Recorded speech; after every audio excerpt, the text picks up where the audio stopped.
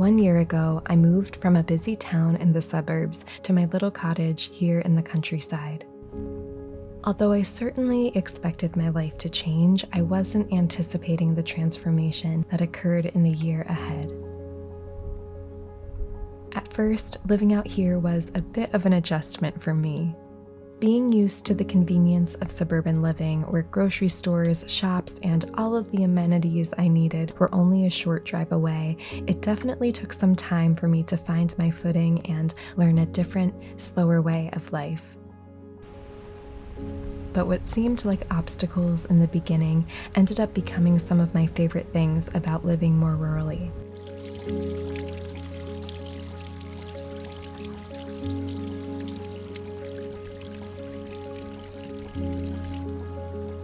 I've learned to reprioritize how I spend my time, and I have found so much joy in simple, cozy hobbies like reading, painting, and crafting on quiet days at home. Slowing down has allowed me to live my life more intentionally. Instead of the emptiness and boredom I once feared it would be, the solitude around me feels like a canvas for creativity and reflection.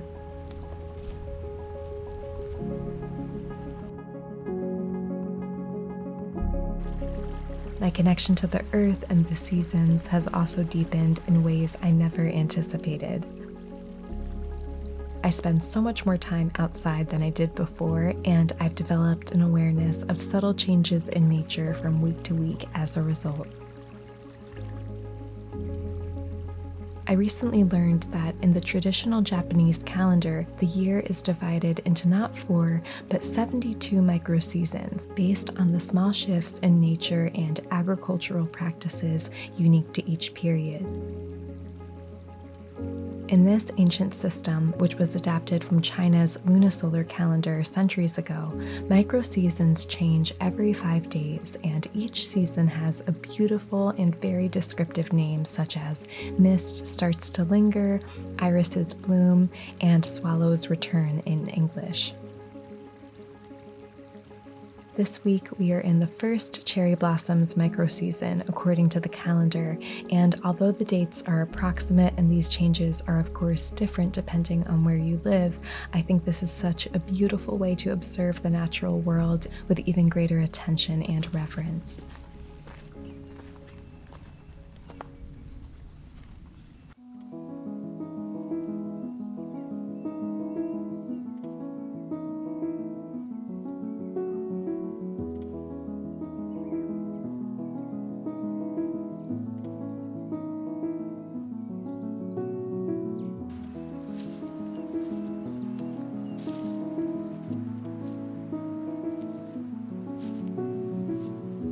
I love journaling and pressing flowers and leaves to keep my own record of the changes I notice in nature.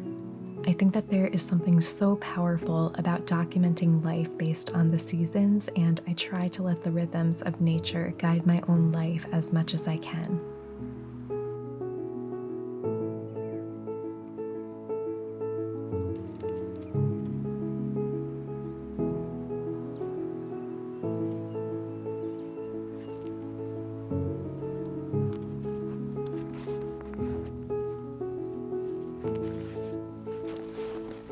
Lately, I've been going into the forest to revisit the same places I first discovered when I moved here in the spring of last year. It's been such a meaningful experience to be reminded of how I felt a year ago when I first saw these woods, the magic of discovering a place that felt exciting and new, but also like coming home at the same time. Nature has taught me how to live a simpler, more connected way of life, and I'm just feeling so grateful that I get to live here and be constantly inspired by its wisdom.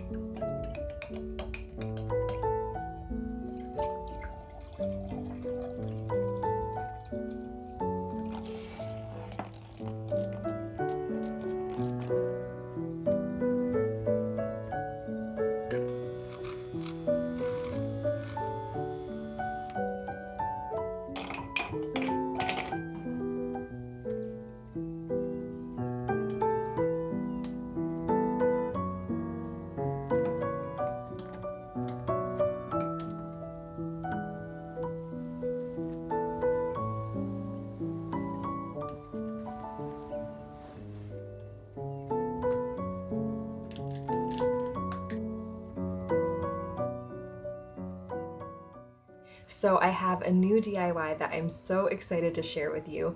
Last week I made a terrarium for my bookshelf with some artificial flowers and ferns, and it looks so cute. It adds so much woodland whimsy to my bookshelf, and I want to make a second one today to go on my art desk. If you would like to follow along and make your own, you can make this with any kind of artificial or dried flowers and greenery that you like.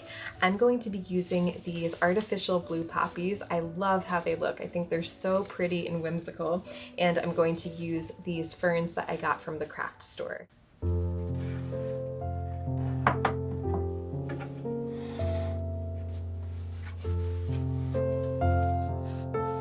To begin, I'm cutting a piece of floral foam to fit the base of the terrarium container I'm using. I'm intentionally cutting the surface of the foam to be uneven in height so it will look more natural like the forest floor. Next, I'm cutting an adhesive moss mat to fit the top of the foam and the base of the container.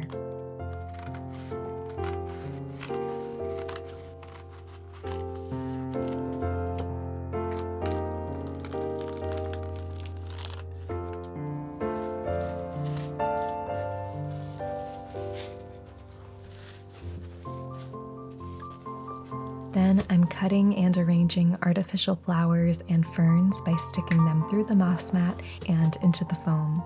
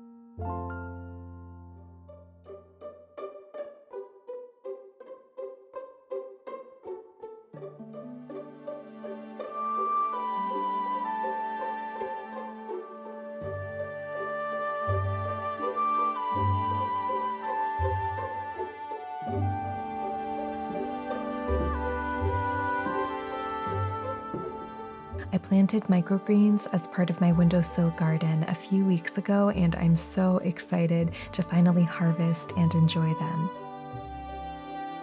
Today, I'm going to use them to make colorful spring avocado toast with carrots and rainbow radishes. This step is completely optional, but I really like thinly slicing my radishes and then using a vegetable peeler to cut my carrots into ribbons so I can roll them up to form little rosettes.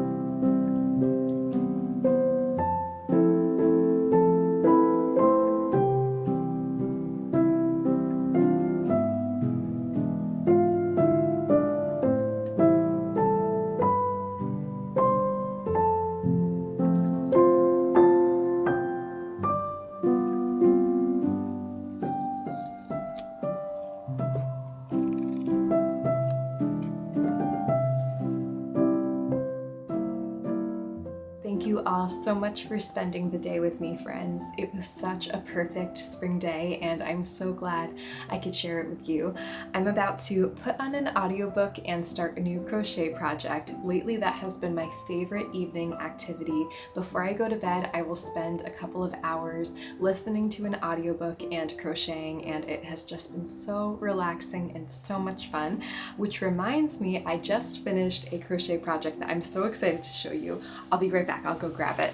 This is a crochet granny square bucket hat I made for Alex for his birthday, and he specifically asked for a bucket hat in all of these different colors. So we went to the craft store together and we picked out all of the different yarns for this hat, and I just gave it to him a little bit early and he loves it so much.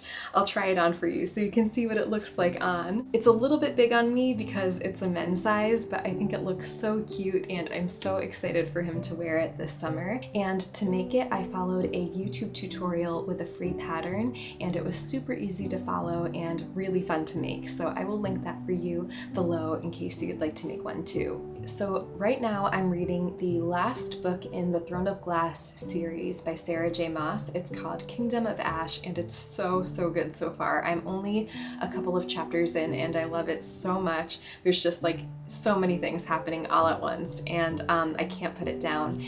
But it was kind of interesting because I started the Throne of Glass series last year. I loved all of the books and I read all of them up to the second to last book, which was Tower of Dawn. And I got about a quarter of the way or a third of the way through the book and I just lost interest in it. I couldn't get into it. I didn't care about the characters.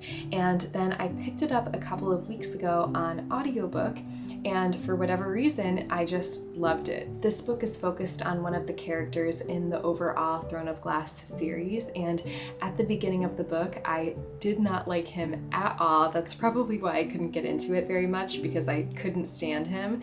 But by the end of the book, I really liked him and I was rooting for him. And I think that's one of the things I like so much about Sarah J. Maas's books, because her characters are so complex and so nuanced, and I really love the character development that she has in the books. So if you're looking for a fantasy romantasy series, I highly recommend Throne of Glass. I've enjoyed the books so much, and I'm not even a quarter of the way through the last book and I'm already so sad about finishing the series. It's just how I am. I always feel so sad after I finish a series of books or a TV show that I really love. But the good news is I will be reading the Crescent City series by Sarah J. Maas after I finish this one. So at least I have a couple of other books to look forward to after this one. But if you have a similar taste in books to me and you love Sarah J. Maas and all of the fantasy romantasy books, then I would love to hear your recommendations for anything else that you think I might like that maybe you've enjoyed as well, because after I finish Crescent City, I'm going to be so sad about not knowing what to read next in this genre. So my friends, I hope you all have an amazing week. Thank you so much for being here, and I will see you next time.